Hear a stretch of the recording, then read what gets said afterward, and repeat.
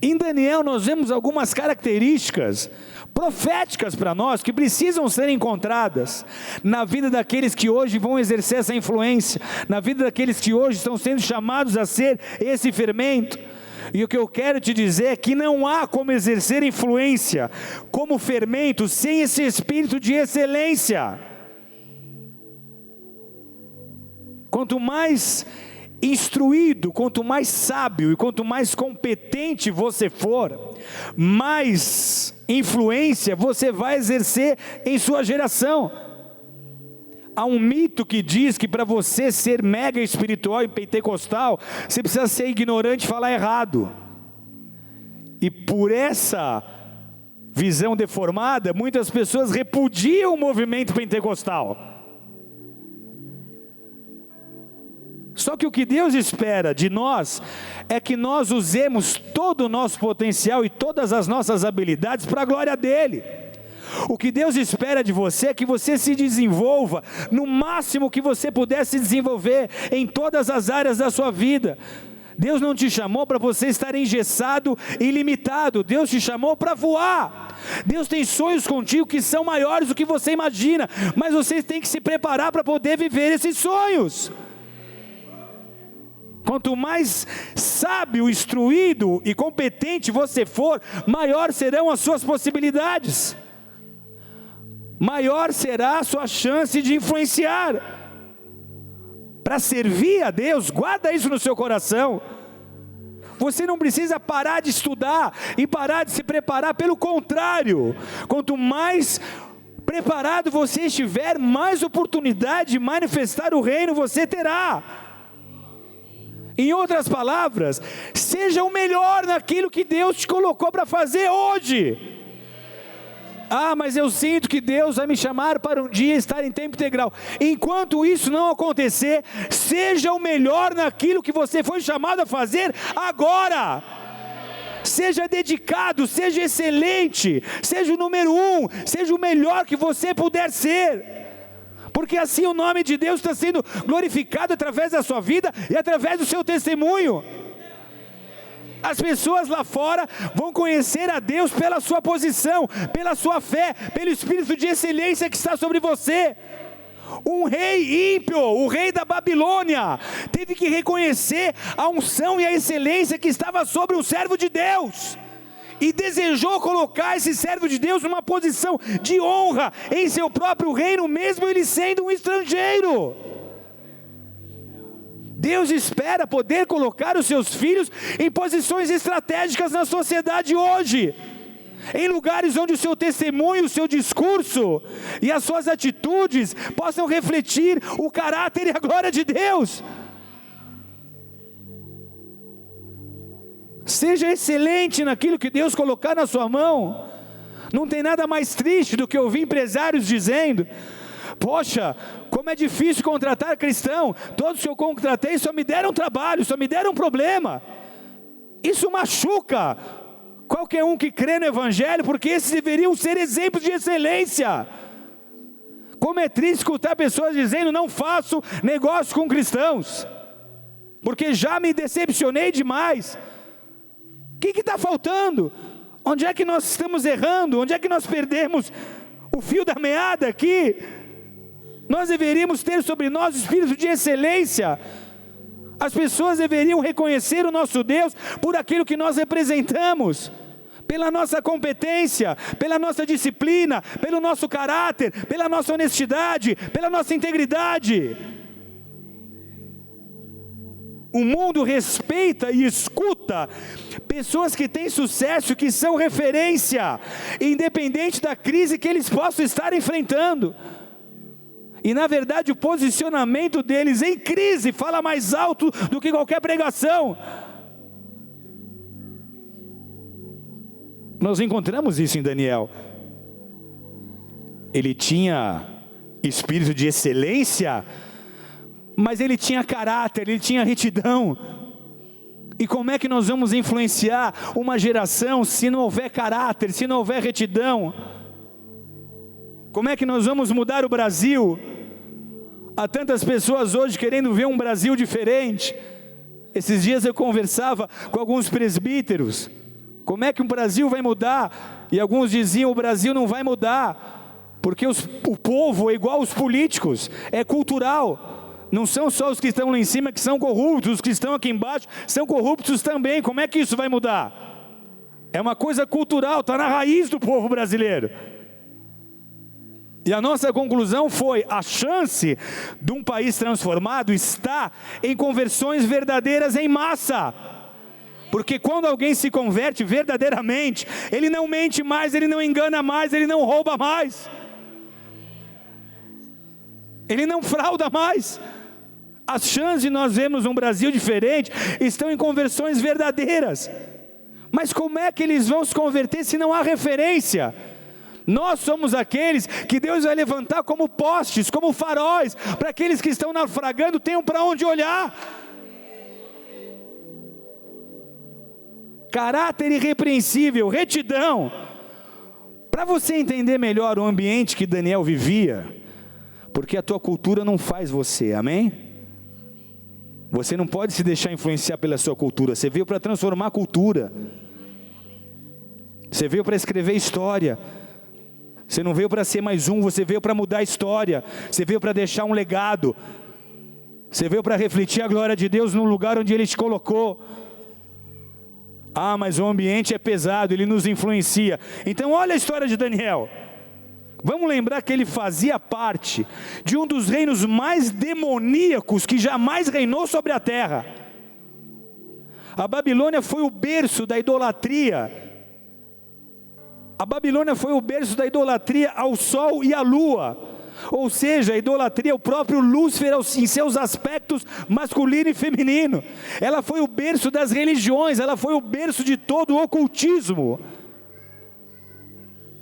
Não era fácil ser temente a Deus na sociedade babilônica. Heródoto, um historiador grego, que atuou 5 séculos antes de Jesus, ele conta que na Babilônia, pelo menos uma vez na vida, toda mulher tinha que se prostituir cultualmente, em adoração a Semíramis. Elas iam para o templo e elas só saíam desse templo quando algum homem quisesse pagar para ter relações sexuais com ela. E algumas chegavam a ficar ali 3, 4 anos. Ali na Babilônia, Nimrod estabeleceu cultos luciferianos, de invocação e contatos com demônios.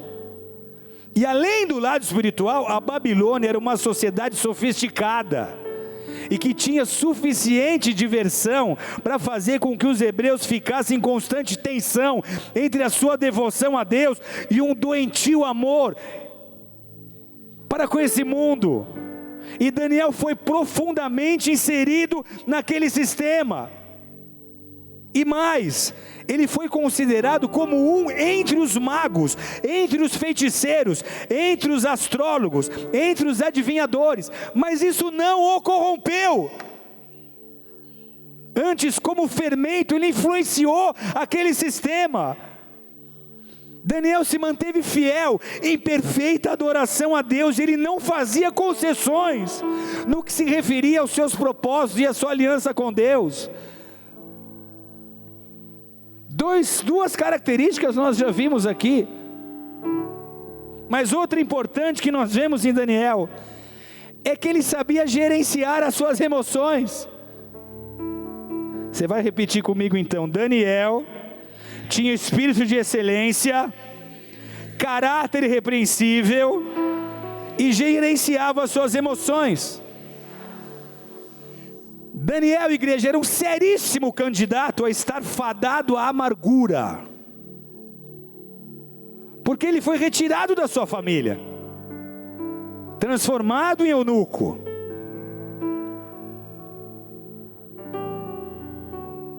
Usando palavras rudes, castrado.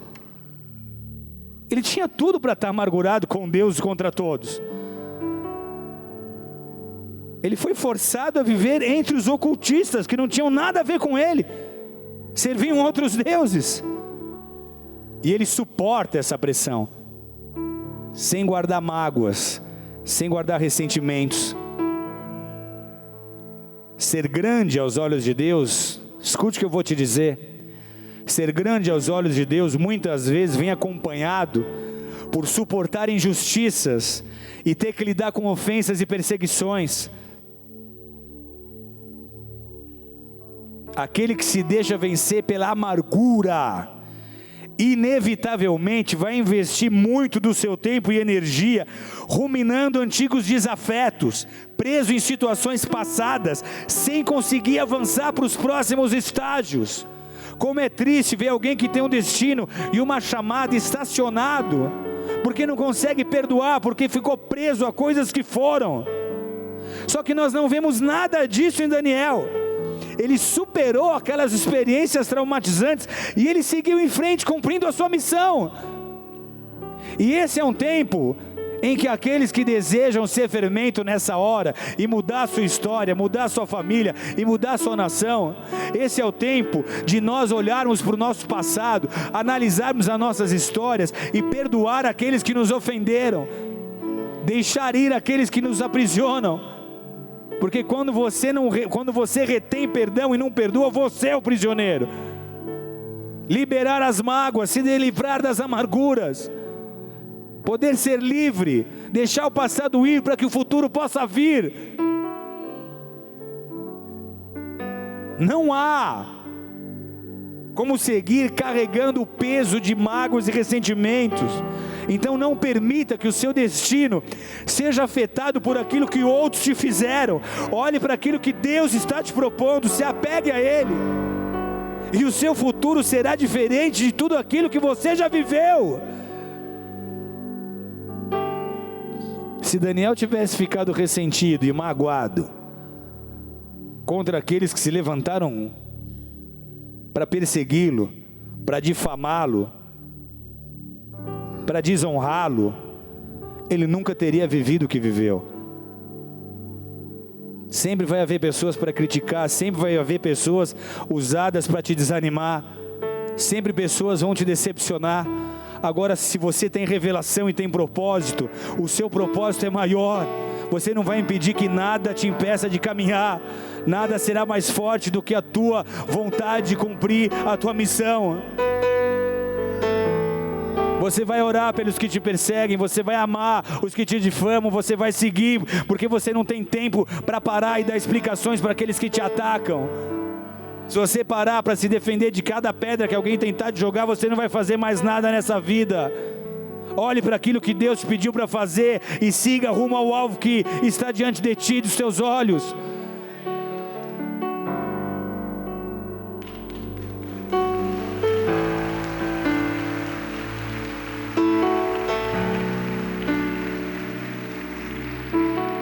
Além de saber gerenciar emoções, Daniel escolheu se santificar. Então o que nós temos aqui? Repete comigo. Daniel tinha espírito de excelência, caráter irrepreensível, sabia gerenciar emoções e escolheu se santificar. Daniel descobriu cedo o poder que há na santificação, porque sem santidade não há poder. Ele se separou. Ofereceram para Daniel os manjares do rei, e ele não quis comer as delícias do rei. Ele se separou, ele ficou em jejum e oração, e a sua separação foi demonstrada pelo seu estilo de vida, e não pelas pessoas com que ele tinha que se associar. Talvez isso ocorra com você, você não tem controle sobre aquilo que te cerca. Isso pode estar acontecendo nesse momento. Você está agora aqui na igreja, mas o seu dia a dia é diferente, o seu ambiente no dia a dia é hostil. E aí você sonha em trabalhar em algum lugar onde todos sejam do bem, todos sejam cristãos. Você sonha em se isolar das pessoas que mais precisam ver a sua luz brilhar, para que as suas trevas sejam iluminadas.